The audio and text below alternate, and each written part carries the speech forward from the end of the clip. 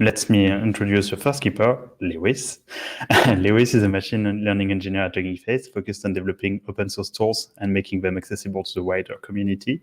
And he's also the co-author of an upcoming O'Reilly book on transformers that you should definitely read. And today he will talk to us about how easy it is to start training with the Hugging Face Transformers trainer. So let's go out of the way and we'll show your talk.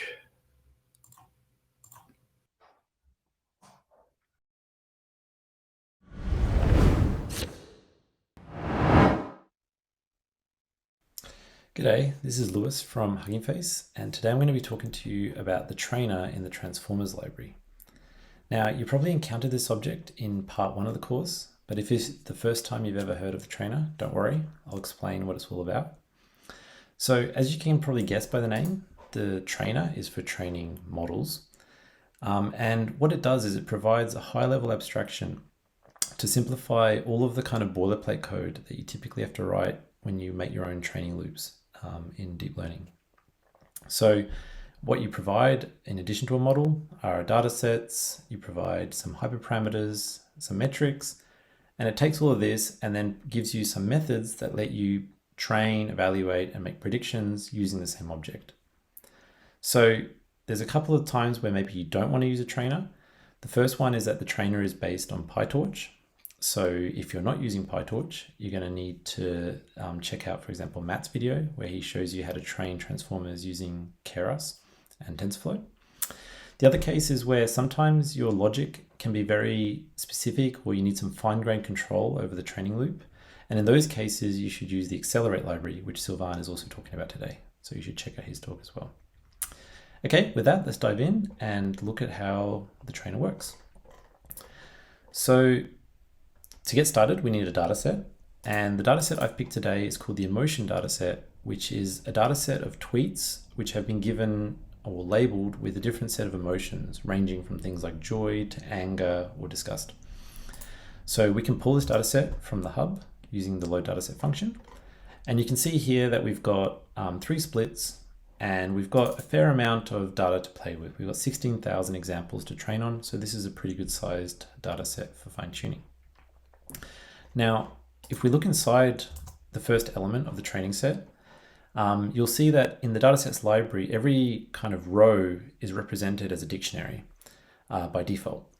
And the values, or let's say the columns of this dataset are represented as the keys, and the values are the actual values of the rows. But, you know, a lot of the time when I'm doing this kind of initial exploration or trying to understand, can I visualize some aspects of the data? I usually prefer doing this in pandas. It's a little bit more flexible for this kind of application. So the cool thing about the datasets library is it lets us switch easily between these different formats. And one way to do that is to just apply the toPandas function to the dataset, and voila, we now have a data frame. So cool, we can see in the data frame, we've got some tweets, and we've got some labels, which are presumably the emotions, but it's not super obvious, what these numbers really mean. So a very quick way to figure out what's going on is to inspect the features of the dataset. So the features will tell us what data types are being used for each column in the dataset. So you can see here that the text column is basically a string, as we would expect. But the label column is something special called a class label data type. So this class label data type, it has some special features. It has some attributes. For example, we can see that already there are the names of the emotions here. But what I really want to know is what are the relationships between like numbers like 0, 3, and 2 and the actual names. And this class label data type has a function called int2string, which does that for us. So here it says the label ID 0 is corresponding to sadness. And so what I can do is I can create a mapping that just relates every single label ID to the corresponding label name. So here I've just created a dictionary using this int2string function. And now we know that, for example, 0 is sadness, 5 is surprise, and everything in between. And while we're at it, we can also go the other way around and provide the relationship of the name to the ID. And the reason I'm creating these mappings is because when we do text classification with transformers, it's really useful if we provide these mappings to the model so that then when we want to do inference, instead of just getting a prediction of a 0, a 3, or a 2, we actually get a prediction for the actual name of the emotion. So this is a really common thing that we're going to need to provide to the model, and it's always good to do it straight up. Now, the other thing I do in text classification problems is I just inspect the distribution of classes, like what are the frequencies. So in Pandas, you can do this with the value counts method.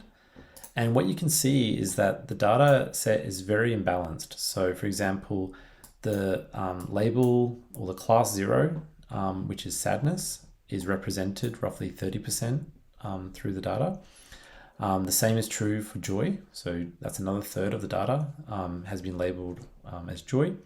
But then like the last one, which is surprise, has only been given the label, or there are only roughly 4% of the tweets are actually given the surprise label. So if we train a model just kind of naively on this distribution, one problem that can happen is that the model will just get very good at predicting these majority classes, but it will struggle a lot on these rare classes. And so if these classes are important for some application that you're building, you're going to have some sort of inferior performance on those. Now, there's a couple of techniques that people use to handle this. The first one is to kind of modify the data itself. So for example, we could upsample the rare classes by just duplicating the examples until we get kind of an even distribution. But the downside with that is that deep learning models like transformers are really good at memorizing or discovering patterns in the data. And so if we duplicate a lot of examples, then probably the model is going to kind of memorize those duplicates. And when it sees examples from that class in production, it's actually not going to generalize very well. So what we're going to do today is we're actually going to modify the loss function of the model during training. And this will allow us to then kind of introduce a bias directly at the level of the loss function, which indicates, these are the way that the classes are distributed. And hopefully this will encourage the model to pay more attention to these rare classes. But before we jump into that, let's just prepare our data set. And you probably remember that the first thing you need to do in most NLP problems is tokenize the data so that it gets into a format that's suitable for training. And the model I'm going to use today is called Mini-LM. Now, if you go to the model hub, there are thousands of models. Here you can see that there's roughly 32,000 models. This is not all the public models. It includes private ones as well. But in any case, you can see that BERT base is currently the most popular model on the hub. And that's maybe not so surprising because BERT was like the first transformer that really, took over NLP. But, the field moves fast and this model may be kind of outdated. And to kind of show you that, there's a really interesting paper called Mini-LM by Microsoft. And they showed that you can take a kind of BERT model and you can compress it into a smaller version called Mini-LM. And so here you can see that BERT has roughly 110 million parameters, and they were able to reduce this to 66 million parameters, so almost half the size. But the cool thing is that if you look at the performance, Mini-LM averaged over all these kind of core NLP benchmarks only really drops 1 percentage point compared to BERT, which is quite impressive. It's roughly twice as fast because it's twice as small, but it barely loses any performance. So my advice is maybe don't use BERT, don't reach for BERT the first time. Maybe pick one of these faster and models like Mini-LM or Distill BERT, and you'll typically find that you can then iterate much faster in your experiments because they're faster to train. So I'm going to use the Mini-LM model, and I just pick the pre-trained checkpoint from the hub. Now, once we have our tokenizer, we can feed in an example, and we can see that we're now getting input IDs. So these are like the sort of tokenized inputs that we're going to feed to the model. We have token type IDs, which are kind of common with BERT models to indicate whether we have a sentence 1 or sentence 2. And then there's the attention mask, which is used to indicate which tokens correspond to padding or not. But this is all covered in part 1 of the course, so go check that out if this is unfamiliar. But the thing that we want to do is we want to apply this tokenizer to all the examples in the dataset. And the datasets library provides a map method, which is a powerful way of just providing a function and applying that function to all the examples. So here what I'm doing is I've defined a function called tokenize text, which will take some inputs. It will tokenize them just as we did before. And the other thing I'm going to do is I'm going to truncate any of the long examples because every transformer model has a maximum sequence size it can process. And by specifying the truncation, we can then ensure that we don't get any errors during training. So if I go ahead and do that, I'll get now a tokenized data set. And you can see that indeed, we've now added some new columns, the input IDs and token type IDs, which correspond to the objects that we want to use during training. So without further ado, let's think about, how do we handle this question of class imbalance? So the way we could do this is we can say, okay, in the data, there's some frequency distribution, and I'm going to then introduce some kind of weights, or let's say coefficients for the loss function, which will multiply each one of those classes by an amount that's reflected in the data. And if we demand that these coefficients range from 0 to 1, then intuitively we might say assign a high weight to the rare classes and a low weight to the common classes. So this way the model doesn't get kind of too biased on the majority classes. So what we can do is we can use our trusty value counts function from pandas. And so if we subtract the frequency from 1 and then normalize this by the total number of samples, then this will provide us with this kind of coefficients which go from 0 to 1, just as we wanted. So if we do that, we can see that, okay, the first class, which was one of the popular ones, I think it was sadness, has been normalized to be multiplied by 0.7 during training, while the one of the sort of rare classes, which was surprise, has now a much higher coefficient. So this will hopefully boost the signal during training. And because the trainer is based on PyTorch, we ultimately want all of these weights to be torch tensors. So I'm just going to convert this from a NumPy array into a torch tensor. And while we're at it, we're going to put it on the GPU because that's ultimately, where we want to do the training.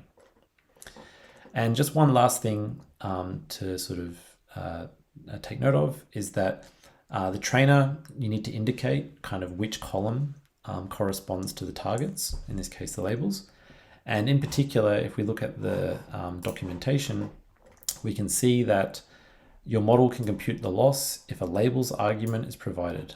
So what I'm going to do is I'm going to rename the label column to labels, and then we'll be good to go. Okay, so we now have the ingredients we need to define our trainer. And what I'm doing here is I'm going to create a custom trainer so that we can do this kind of custom loss computation. So in the documentation, what we're told is that if you want to inject custom behavior into the training loop, you can subclass any of these methods here and then input any sort of logic that you want. And so the one that we're interested in is the compute loss method because we want to compute our own loss function. And so what I'm doing here is I'm just creating a new class called the weighted loss trainer. I'm subclassing the trainer, and I just need to then input my logic to compute this weighted loss. So the way we can do this is we can feed the inputs to the model to get the outputs. We can then extract from these outputs the logits, which is what we ultimately wanted to compare with the labels. We get the labels.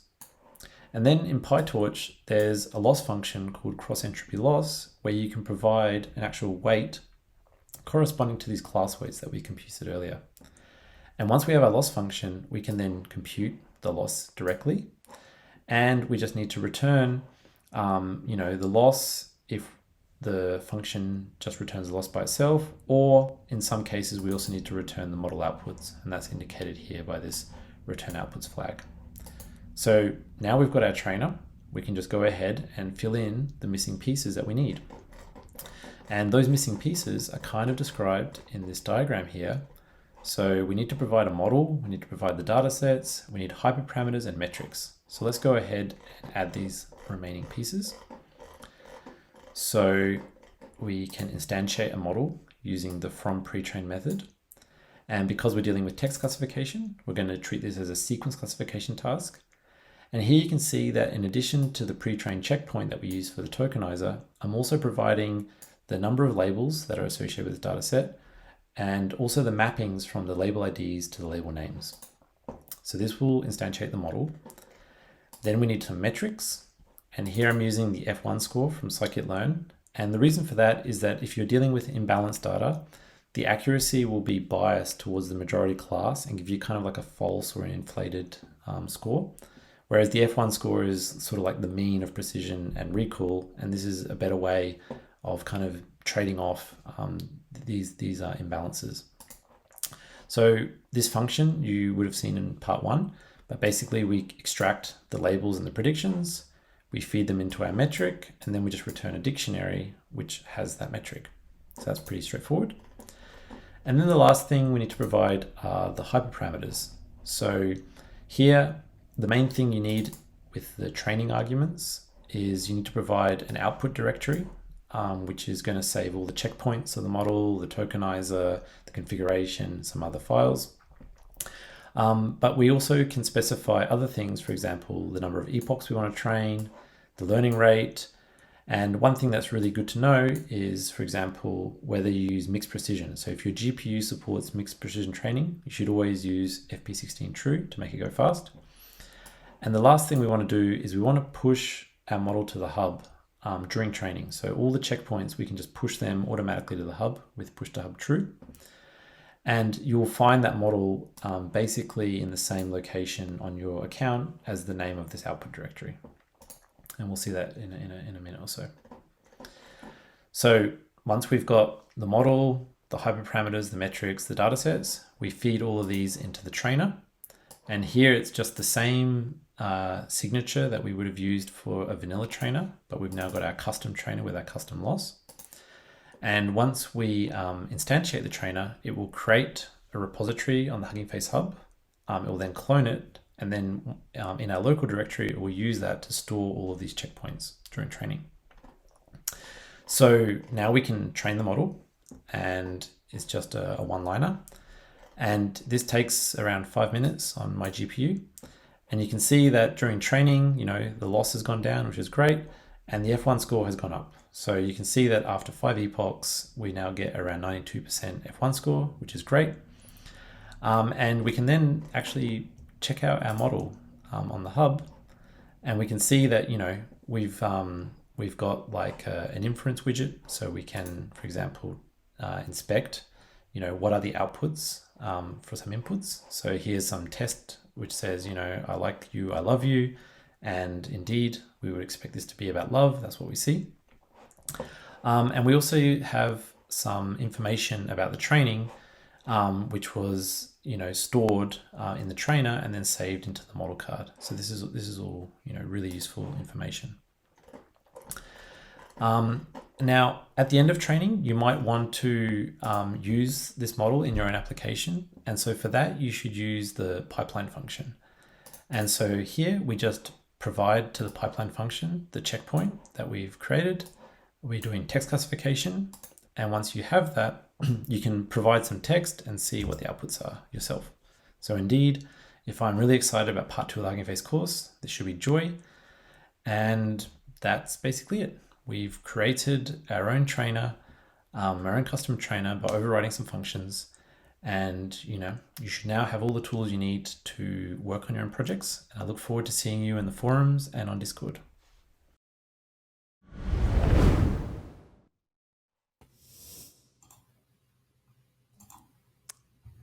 Hello, everyone. Welcome back. Sorry for these technical difficulties. Yeah, it's all right, but it should be better right now. We figured out a way to stream the videos without them being with the sound completely disconnected from the video. So thanks for your talk, Lewis. And we have a couple of questions for you. The first one is, you use the datasets library in your talk, but can I use my own datasets with the trainer? Yes, you can. So basically, you can actually use the datasets library to load your own datasets. For example, if you have your dataset stored as a CSV file, then the datasets library lets you load this in a good format, and then you can just tokenize this and feed it into the trainer as you wish. But you could also, if you wished, use your own like sort of PyTorch datasets. That would also work. I mean, Sylvan is the creator of the trainer, so he can always override me with true wisdom. No, that seems correct. Another question we had on the forums is you suggest changing BERT base for mini-LM as baseline pre-trained model. Is there an analogous recommendation for multilingual models? Which checkpoints should be the go-to? Yeah, that's a great question. So this is certainly something that I think happens almost anytime you're working outside of the US and you have to deal with multiple languages. And for me personally, like a very strong baseline for this is XLM Roberta. It's a model from Facebook that was trained on 100 languages in parallel, and it gets quite good results, and it does better than, for example, multilingual BERT, which was one of the first multilingual transformers. So that's probably what I would use if I was starting out. Thanks. Another question we have is how can we debug something when something goes wrong with the trainer? Well, you should go to chapter 8 of the course and watch the video where Sylvain walks you step by step on how to do this. But just to give you a high-level summary, I mean, it's a training kind of loop or pipeline, and there's several places things can go wrong. So the first thing that you should always check is the data in its right format. So a really common mistake that I myself make almost all the time is I forget to tokenize the data, and then you're just trying to feed strings to the model and it gets confused. Another thing that can go wrong is maybe the name of your labels column isn't right. So you saw in the tutorial, I had to change this to make it work kind of out of the box. And then, of course, there's all the CUDA hell of things like out of memory, side assert errors, all this garbage. And the great tip from Sylvain is to put the model on the CPU, because then you'll actually get a traceback in Python that tells you where which line of code the error is actually coming from. So I would say those are kind of the main things. So check the data, put it on CPU, and then have fun. Another question that's linked to the technical difficulties. So during the technical glitch, Lewis explained the weighted loss. Can you show it again? So could you share your screen and show it again? Because apparently there was something that people missed. Yeah, sure. Let's do that. Thanks a lot. Okay, so let's see. You should be able to see this weighted loss trainer. Where is it? Up here. Yeah. So let me just very quickly say what I was trying to do here. So basically, in the trainer, you can override various methods. And the thing that we wanted to do was to find a way to kind of weight the loss according to the distribution of classes in the data. So I had actually previously computed the class weights. And what you can do then is just extract the outputs from the model to get the logits, get the labels from the data, and then just compute the loss using the standard cross-entropy loss. And then basically this function will just return the loss and the model outputs if that's needed, or just the loss by itself. And this shows you kind of how simple it is to kind of customize the trainer to do the things that you really want it to do. If you've got like a sort of task or application that isn't supported out of the box. Does that answer the question, Sylvain? I think so. So we had some other questions coming on the forums while you were talking. Is there a page in the docs, a chapter in the course, an external resource with an overview of different loss functions and their advantages, disadvantages? That's a great question. As far as I know, we don't have something like that in the Transformers docs, but that would actually be a great community contribution. So if the person who asked that knows the answer or wants to learn, it would be really nice to have like a table in the docs which explains like which loss function is kind of optimal for which task.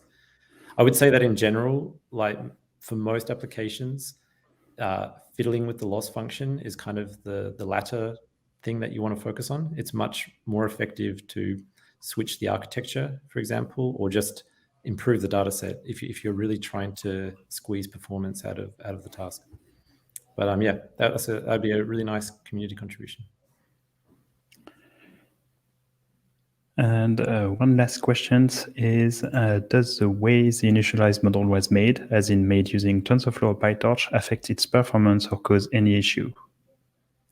Yeah, that's a really deep question, because we actually know that like the way that we initialize neural networks has a long history of people finding like different ways to initialize it and get suddenly state of the art. I would say that in the case of transformers, because we're kind of building a head that is randomly initialized on top of a pre-trained body, most of the time this isn't a concern. You can just train it and you'll get some kind of fluctuation with each training run, but generally speaking, you'll see pretty stable results. The only time I've seen this actually be a problem is if you have a lot of classes. So imagine I have like 1,000 classes or something like this, and suddenly in some of the rare examples, my model has only got like 3 examples to see in training, and then you'll start to see much greater fluctuation at the per class level. And then what you can do is do multiple training runs and then kind of average the results to get kind of a confidence window over that. But yeah, generally speaking, you're good to go. And if you want to fix it, you can also set the seed in the trainer. Thanks a lot. That's all the questions people had.